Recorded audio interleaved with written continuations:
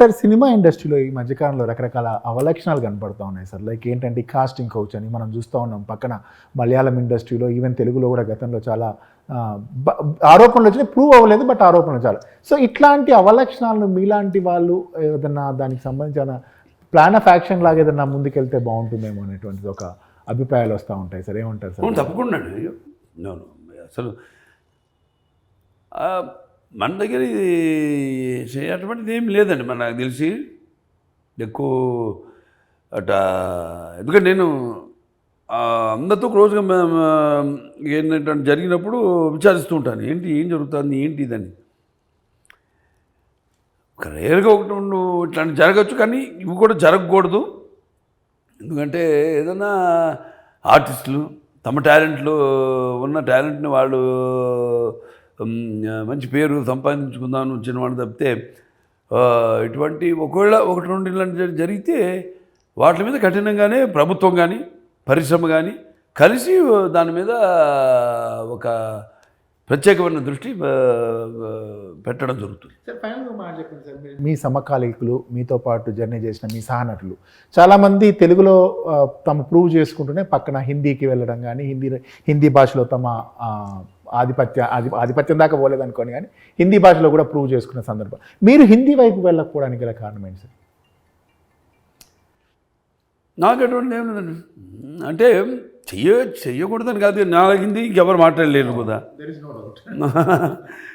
మన జరిగిన షోలో కూడా బ్రహ్మాండంగా అదే రణబీర్ కపూర్ వస్తే మీ ముత్తాత డైలాగ్ చెప్పంటే నాకు తెలియదు అంటే, నీకు తెలియపోవడం ఏంటంటే మీ వంశానికే మూలం ఆయన నా ఈ నటన సినిమా పరిశ్రమలో. మీకు వచ్చాను అడిగాడు అని డబా చెప్పాడు ఉర్దూలో మొగలాసం డైలాగులు ఇవన్నీ కూడా. నేనేంటంటే నేను అంటే ప్రయత్నించాను, నేను అదే లోపమేమో అంతే తప్పితే చేయకూడదన్నది ఏం లేదు. ఎందుకు అటువంటిది ఏం లేదు. ఇప్పుడు నేను మొన్న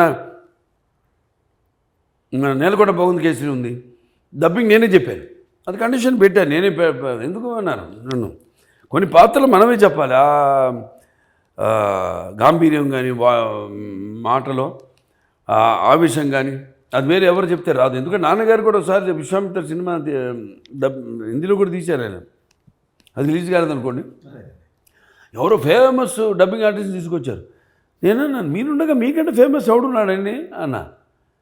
అదేంటన్నాను, అవును మీ వాయిస్ మీరు మీ అంటే ఒక స్పృద్రూపి, మీ ఆహార్యం కానీ మీ వాచకం కానీ మీకు మించిన వాళ్ళు ఎవరున్నాడు ఈ దేశంలో, ఎవరినో తీసుకొస్తే మీరేమో సగం సినిమా అంతా గడ్డంతా ముఖం అంతా తొరత బ్రహ్మర్షి అయ్యాక రాజర్షి నుంచి మొత్తం అంతా గడ్డం పోయి రామారావు అన్నాడు అని అనుమానప్పుడు మీ వాయిస్ కూడా లేకపోతే ఎలాగండి? అక్కడ ఎవడో ఫేమస్ అతను వాయిస్ ఎందుకండి మనకన్నా? ఆ ఫేమస్ అతనే ఈ క్యారెక్టర్ వేసుకుని దిగి వచ్చి యాక్ట్ చేశాడా అంటారు అన్న. లాజిక్, చిన్న లాజిక్ చెప్పాను. అలా కాదు అది అన్నాను. సరే మీ ఇష్టం, మీరు ప్రొడ్యూసర్, మీరే డైరెక్టరు, నేను ఏది కూడా చేసుకోండి అన్నాను. సో అలా కొన్ని పాత్రలు నీకు ఆకపోవచ్చు, మాకు టైం దొరకపోవచ్చు. ఇప్పుడు నేలకొండ భగవంత్ కేసరి 3 రోజుల్లో చెప్పేశాడు డబ్బింగ్. వాళ్ళే షాక్, 3 రోజులు అయిపోయిందా వాళ్ళు ఎవరైతే తీసుకున్నారు సినిమా ఈ వీళ్ళు ఓటీటీ వాళ్ళు, 3 రోజుల్లో అయిపోయిందా అని.